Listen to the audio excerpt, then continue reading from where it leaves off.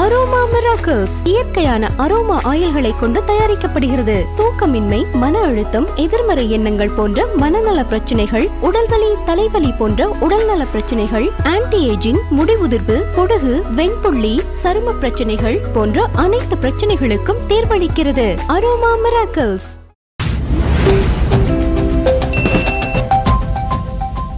நவரச நாயகன் கார்த்திக் அப்படின்னு சொன்னாலே நம்ம எல்லாத்துக்கும் ஞாபகத்துக்கு வருது அவருடைய அழகான அந்த உடலும் அந்த ஒரு பேச்சும். அது மட்டும் நிறைய வெற்றி படங்கள் கொடுத்த ஒரு நாயகன்னு சொல்லலாம். ஆனால் இப்போ சமீபத்தில் அவர் குறித்து வர செய்திகள்லாம் ரொம்ப ஆச்சரியமா இருக்கு.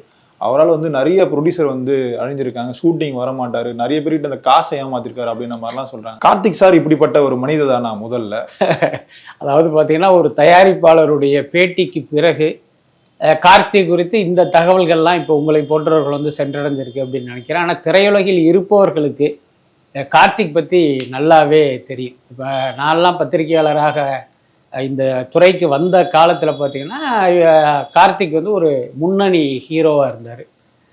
அதனால் அவர் என்ன மாதிரியாக தயாரிப்பாளர்களுக்கு ஒரு டார்ச்சராக இருந்தார் அப்படிங்கிறதால நம்ம ஒரு வகையில் நேரடி சாட்சி தான்.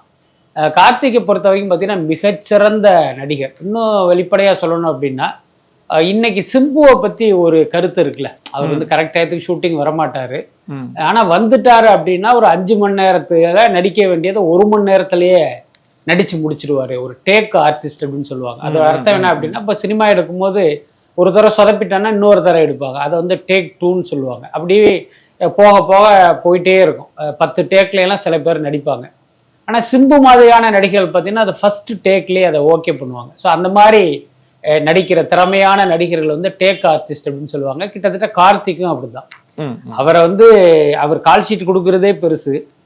அப்படியே கொடுத்ததுக்கப்புறம் அந்த சொன்ன தேதியில் அவர் படப்பிடிப்புக்கு வர்றதும் ரொம்ப ரொம்ப கஷ்டம். ஆனால் வந்துட்டார் அப்படின்னா, நான் முதல்ல சொன்ன மாதிரி தான், சிம்பு எப்படி ஒரு 5 மணி நேரத்து வேலையை 1 மணி நேரத்தில் முடிக்கிறாரோ, கிட்டத்தட்ட அந்த மாதிரி கடன்னு நடித்து முடிச்சிருவார். அதே மாதிரி இவர்கிட்ட அட்வான்ஸை கொடுத்துட்டு கால் ஷீட் கிடைக்காம ஒரு பக்கம் தயாரிப்பாளர்கள் அவர் பின்னால் அலைகிறது, அப்புறம் டேட்டை அவர் கொடுத்ததுக்கப்புறம் அவர் ஷூட்டிங்க்கு மட்டம் போட்டு நஷ்டமாகிறது, இந்த மாதிரி விஷயங்களால் பார்த்தீங்கன்னா கார்த்திக் மேலே தயாரிப்பாளர்களுக்கும் இயக்குநர்களுக்கும் ஒரு பெரிய கடுப்பும் எரிச்சலும் இருக்கும். அதே நேரம் அவங்க வெளிப்படையாக காட்டிக்க மாட்டாங்க. ஆனால் இந்த ஷூட்டிங் ஸ்பாட்டில் ஒரு பெர்ஃபார்மன்ஸில் கலக்கிறார் தெரியுமா, அதை பார்த்ததுக்கப்புறம் இந்த விஷயங்கள் எல்லாமே அவங்களுக்கு மறந்து போயிடும். எந்த அளவுக்கு அப்படின்னா, இப்போ இந்த படம் ரிலீஸ் ஆகி ஒரு பெரிய வெற்றி அடையும் போது மீண்டும் இந்த தயாரிப்பாளரும் இயக்குனரும் அதே கார்த்திக் கிட்ட போய் நிற்பாங்க. ஸோ இதுதான் கார்த்திக்குடைய வெற்றி ரகசியமும் கூட. திரைக்கு பின்னால் ஒரு மோசமான முகம் கார்த்திக்கு உண்டு. ஆனால் திரைக்கு முன்னால் ஒரு பிரமாதமா நடிச்சு அசத்திடுவார். ஸோ அதனால தான் அவர் ரொம்ப நாள் இந்த திரையுலகிலேயே சர்வைவ் பண்ண முடிஞ்சது. இன்னும் பார்த்தீங்கன்னா பொதுவாகவே உங்களுக்கு தெரியும், ஒரு நடிகர் அப்படின்னா ஒரு தயாரிப்பாளர் அவரை கான்டாக்ட் பண்ணணும் அப்படின்னா ஒரு மேனேஜர்னு ஒருத்தர் இருப்பாரு.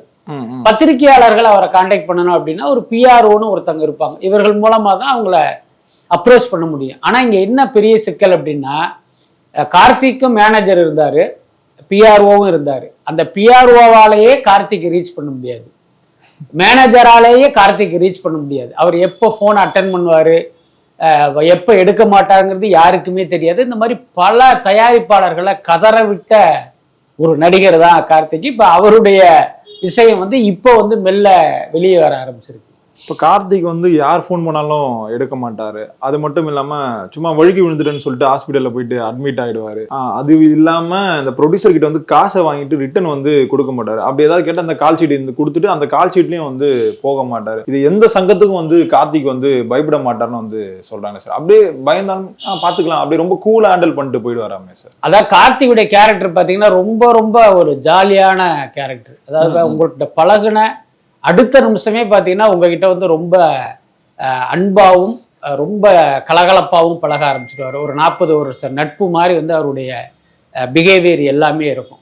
சுருக்கமாக சொல்கிறேனே, கார்த்திகிட்ட அட்வான்ஸை கொடுத்து பயங்கரமாக நஷ்டப்பட்டு கடனாளியாகி விரக்தியின் உச்சத்துக்கே போய் தற்கொலை பண்ணிக்கலாமாங்கிற ரேஞ்சுக்கு போன ஒருத்தர் கார்த்திகை சும்மா விடக்கூடாதுன்னு கையில அருவாள் எடுத்துட்டு போறதாவே வச்சுக்குவோம். ஒரு பேச்சுக்கு சொல்றேன்.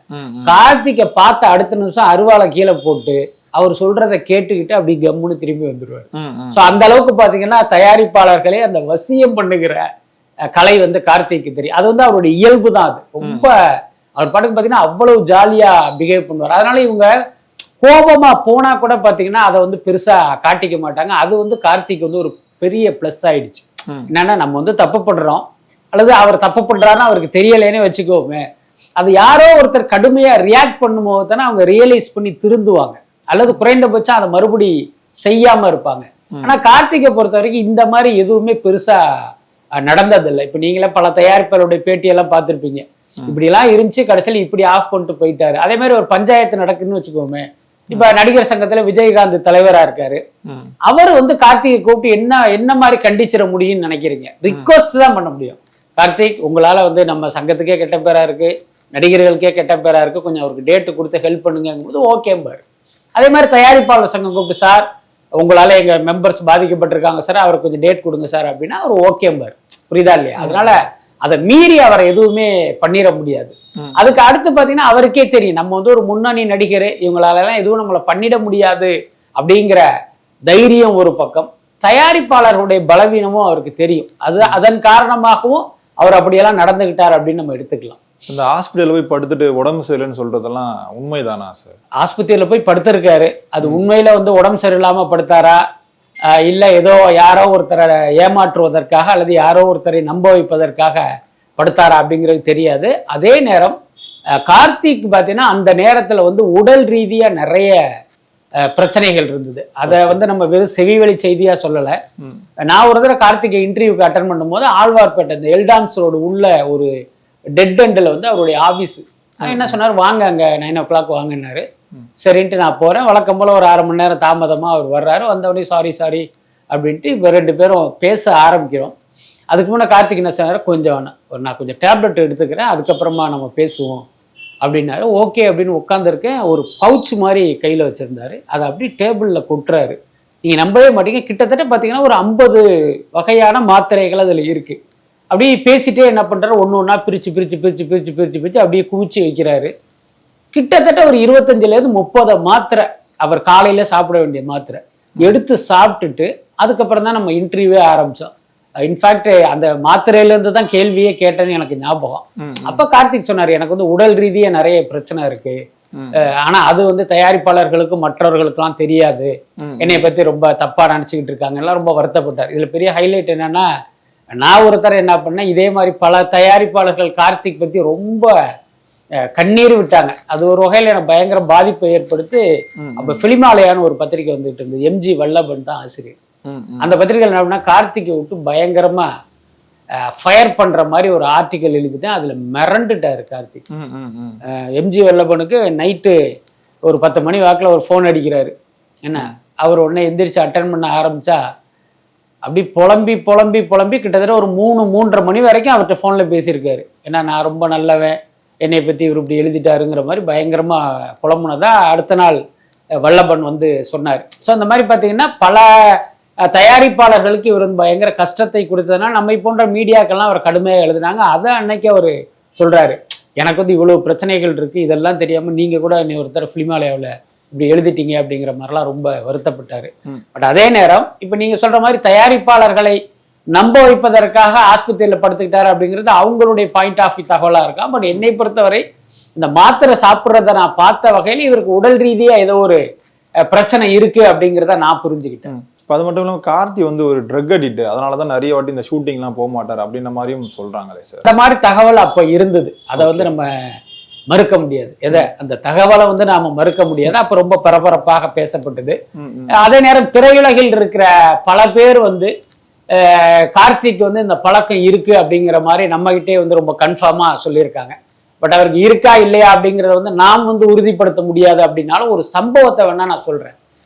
கேஆர் இருக்கார்ல, தயாரிப்பாளர் கேஆர், அவர் என்ன பண்ணாரு அப்படின்னா, கார்த்திக்கை வச்சு ஒரு படத்தை தயாரித்து இயக்குகிற முயற்சியில இறங்குறாரு. அப்ப பாத்தீங்கன்னா கார்த்திக்கு பயங்கரமான கெட்ட பேர். எல்லா தயாரிப்பாளர்களும் கார்த்திக் பேரை சொன்னாலே பிரிச்சு ஓடுற அளவுக்கு ஒரு பயங்கரமா கெட்ட பேர் சம்பாதிச்சிட்டாரு. கேஆர் சார் வந்து எனக்கு ரொம்ப க்ளோஸ். அப்ப நான் கேஆர் சாரை பார்க்கும்போது அவர் சொன்னார், பிஸ்மி இந்த மாதிரி ஒரு ப்ராஜெக்ட் பிளான் பண்றேன் அப்படின்னாரு. அப்ப நான் சொன்னேன், சார் கார்த்திகை வச்சா நல்லா யோசி பண்ணுங்க, கார்த்திக் இப்படியெல்லாம் நடக்கிற ஆளாச்சே அப்படின்னா. அப்போ அவர் சொன்னார், இல்லை நான் வந்து பேசுகிற வரைக்கும் வந்து அவன் நல்ல பையனாக தான் தெரிகிறான், மற்றவங்களுக்கு எப்படியே தெரியாது, எங்கிட்ட இந்த மாதிரி பண்ண மாட்டான்னு இவர் கார்த்திக் வந்து பயங்கரமா சர்டிஃபிகேட் கொடுத்தாரு. அதுக்கப்புறம் அந்த படத்தினுடைய பூஜை ஆரம்பிச்சு ஷூட்டிங் ஸ்டார்ட் பண்ணி மேட்டுப்பாளையமோ எங்கேயோ அவுடோர் போயிட்டாங்க. இப்ப அவுடோர் போய் என்னாச்சு அப்படின்னா, லாட்ஜில் இருந்து காலையில கிளம்பி நேராக ஷூட்டிங் ஸ்பாட்டு போயிட்டாங்க. போய் வெயிட் பண்ணிட்டு இருக்காங்க, கார்த்திக் வரல. வெயிட் பண்றாங்க, மதியம் வரைக்கும் ஆயிடுச்சு, கார்த்திக் வரவே இல்லை. என்னப்பா அப்படின்னா, இல்லை சார் அவர் ரூம் கதவே திறக்கல, அவர் பாட்டுக்கு குப்புறப்படுத்தி தூங்கிட்டு இருக்காரு, அவர் கதவை தட்டினாலும் எந்திரிக்க மாட்டேன்றாரு அப்படிங்கிற மாதிரி ஹோட்டலில் சொல்லிட்டாங்க. அவருடைய அசிஸ்டன்ஸை சொன்னாலும் அவங்கள என்ன கேட்டால், சார் நாங்கள் தட்டுற வரைக்கும் தட்டிட்டோம், அவர் திறக்கவே இல்லை, அவர் எப்போ திறக்கிறாரோ அப்போ தான் அப்படிங்கிற மாதிரி சொல்லவுமே கேஆர் வந்து கடுப்பாயிட்டார். வெயிட் பண்ணி பார்க்குறாரு. ஈவினிங் வந்து கிட்டத்தட்ட 5 மணி வரைக்கும் ஆயிடுச்சு. பாருங்க, காலையில் 9 மணிக்கு தொடங்க வேண்டிய படப்பிடிப்பு 6 மணியோட படப்பிடிப்பு முடியுது. அது அவுட்டோர்ல எல்லாம் பாத்தீங்கன்னா சன்லைட் இல்லைன்னா சீக்கிரமே பேக்கப் பண்ணிடுவாங்க. அவ்வளவு நேரம் வெயிட் பண்ணி கார்த்திக் வரலங்குமே கேஆர் வந்து பயங்கர கடுப்பாயிட்டாரு. என்ன பண்றாருன்னா, அதே லொக்கேஷன்ல என்ன பண்ணாரு, படம் டிராப்பு, நீங்க எல்லாம் ஊருக்கு கிளம்புங்க அப்படின்ட்டு மொத்த யூனிட்டுமே சென்னைக்கு திரும்பி வந்துட்டாங்க. இது எதுவுமே கார்த்திக்கு தெரியாது. அவர் கவுந்தடிச்சு படுத்துக்கிட்டு இருக்காரு. கிட்டத்தட்ட நைட்டோ அடுத்த நாளோ அப்படி எந்திரிச்சு பார்த்தா அந்த லாட்ஜில் யாருமே இல்லை, எல்லாம் கிளம்பி போயிட்டாங்க. என்னன்னு கேட்டால், இல்லை சார் படத்தை ட்ராப் பண்ணிட்டு தயாரிப்பாளர் கிளம்பிட்டாரு அப்படிங்குமே. கடைசியில் இவர் என்னன்னா அந்த ரூம் ரெண்டெல்லாம் செட்டில் பண்ணிட்டு கிளம்பி வந்தார். அதுக்கப்புறம் நான் கேஆரை மீட் பண்ணுறேன். என்ன சார் அப்படின்னா, விஸ்மி நீ அன்னைக்கு சொன்ன நான் கேட்கல, கடைசியில் பார்த்தா எனக்கே இப்படி பண்ணிட்டோம்பா அப்படின்னாரு. கடைசியில் பார்த்தீங்கன்னா அதோட அந்த படம் டிராப். அதுக்கப்புறம் அந்த படம் தொடங்கப்படவே இல்லை. இந்த மாதிரி பல்வேறு சந்தர்ப்பங்கள்ல பார்த்தீங்கன்னா இவர் படப்பிடிப்புக்கு போய் அங்க பல மணி நேரம் அவர் வந்து தூங்கின சம்பவங்கள்லாம் உண்டு. இது உண்மையிலேயே களைப்பில் தூங்கினாரா அல்லது நீங்க கேட்ட மாதிரி ஏதாவது அந்த போதை மருந்து உட்கொண்டு தூங்கினாரா அப்படிங்கிறத நீங்களே முடிவு பண்ணி. ஓகே சார், அது மட்டும் இல்லாம நடுக்கடல்ல கூட்டிட்டு போயிடலாம் கார்த்தியை மிரட்டினாங்களா? அப்போ அந்த ரவுடி கூடலாம் ரொம்பவே ஃப்ரெண்ட் ஆகிட்டு அங்கேயே தங்குற மாதிரிலாம் இருக்க மாதிரி பிளான் பண்ணாராமே சார்? இல்லை, அதை பத்தி எனக்கு தெரியாது. அது வந்து ஒரு செவிவழி செய்தியா தான் அது இருக்கு. அதுக்கு எந்த அளவுக்கு சாத்தியம் அப்படிங்கிறது எனக்கு தெரியல. அதே நேரம் என்னன்னா, கார்த்திக்கிட்ட பணத்தை கொடுத்துட்டு அதை வாங்க முடியாம, அவருடைய டேட்டும் வாங்க முடியாம பல பேர் வந்து அவர் அதை எப்படியாவது த்ரெட் பண்ணி நம்ம காசை வாங்கணும் அப்படிங்கிற அட்டெம்ப்ட் பண்ணதெல்லாம் நான் கேள்விப்பட்டிருக்கேன். பட் இந்த சம்பவம் குறித்து எனக்கு தெரியாது. நிறைய ப்ரொடியூசர் வந்து ஏமாத்திருக்காருன்னு சொல்றாங்க, நிறைய கால் ஷீட் கொடுக்காம இது பண்ணியிருக்காரு. பின்னாடி வந்து பொலிட்டிக்கலா கார்த்திக் சப்போர்ட் இருந்தது, அதனாலதான் அவங்களால வந்து கார்த்தியை வந்து எதுவும் பண்ண முடியலன்னு வந்து சொல்றாங்களே சார்? அப்படியெல்லாம் ஒண்ணும் கிடையாது. முதல் காரணம் என்னன்னா, கார்த்திக்கை உங்களால ரீச் பண்ண முடியாது. உங்களுக்கோ எனக்கோ யாரோ ஒருத்தன் கடன் கொடுக்குறான் என்ன, அல்லது ஏதோ ஒரு பணம் கொடுக்குறான், அதை நம்ம திருப்பி கொடுக்கல அப்படின்னா அவன் ஈஸியா வந்து நம்மளுடைய ஆபீஸ்க்கோ வீட்டுக்கோ வந்துட முடியும். புரியுதா இல்லையா என்ன? ஆனா கார்த்திக் போன்ற அந்த நடிகர்களை பாத்தீங்கன்னா நீங்க எந்த முன்னறிவிப்பும் இல்லாம அல்லது அப்பாயின்மெண்ட் இல்லாம அவர் வீட்டுக்குள்ள இருந்தாலுமே நீங்க உங்களால போயிட முடியாது. வாசல்ல செக்யூரிட்டி இருப்பாங்க என்ன, கண்டிப்பா வந்து அனுமதிக்க மாட்டாங்க. இது வந்து இவங்களுக்கு ஒரு பெரிய வசதி, நம்மளை யார் வந்து பாத்துற முடியும் அப்படிங்கிறது. அதுக்கப்புறம் அவர்களுடைய லைஃப், அவங்க போற இடம்ங்கிறது பாத்தீங்கன்னா ரொம்ப சூசியா இருக்கும். இவர் 6 மணிக்கு எங்க போறாரு, 7 மணிக்கு எங்க போறாரு நம்ம யாருக்குமே தெரியாது. இது வந்து அவங்களுக்கு ஒரு பெரிய தைரியத்தை கொடுத்துரும். எல்லாத்துக்கும் மேல நம்ம செலிபிரிட்டி, நம்மளை வந்து என்ன பண்ணிடுவாங்க அப்படிங்கிறதும் ஒரு காரணம். அதுக்கடுத்து இவங்களை எங்க பார்க்கலாம் அப்படின்னா ஷூட்டிங் ஸ்பாட்ல பார்க்கலாம். அங்க வரும்போது என்ன பண்ணுவாங்க, ஏதாவது ஒண்ணு சொல்லி, அப்படியா நான் வந்து அடுத்த மாசத்துல உங்களுக்கு டேட்டு தர்றேன் என்ன, நம்ம நெக்ஸ்ட் வீக் மீட் பண்ணுவோங்கிற மாதிரி சொல்லி அந்த இடத்துல கட் பண்ணிவிட்டா வேலை முடிஞ்சு போச்சு.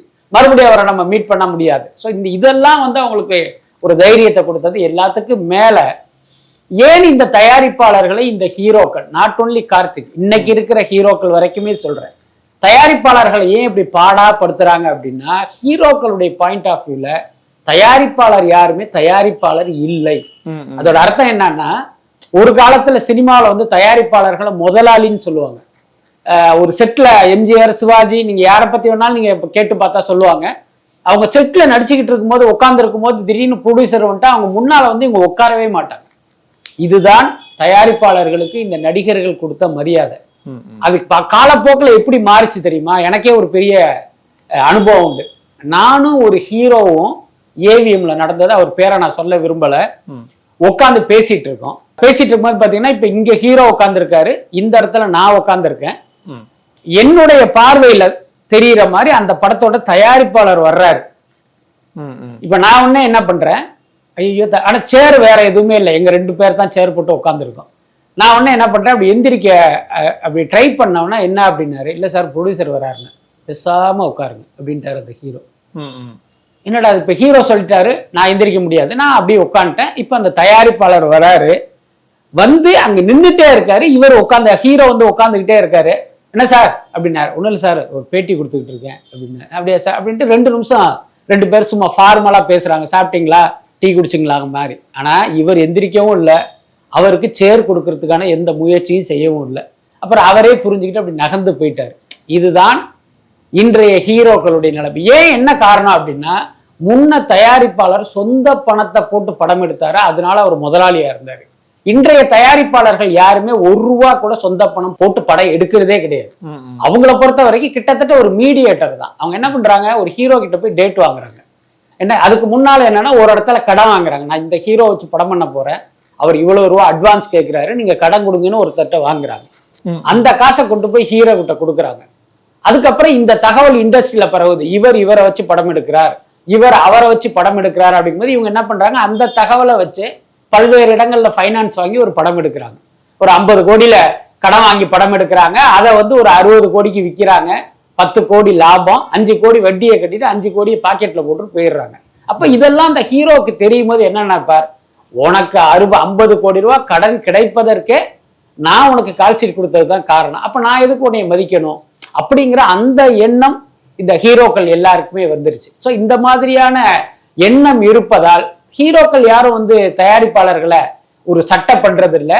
இவங்களுக்கும் தெரியும் நம்ம எப்படியெல்லாம் பணம் புரட்டாங்கிறது அவருக்கு தெரியும், நம்ம சொந்த பணம் போட்டு எடுக்கலைங்கிறது அவருக்கு தெரியும். அதனால பாத்தீங்கன்னா இவர்களால் அந்த ஹீரோக்களை வந்து அழுத்தி கேட்க முடியாது. சட்டையை பிடிச்சி கேட்கிற தைரியம் ஏன் இல்லாம போச்சு அப்படின்னா இதுதான் முக்கியமான காரணம்.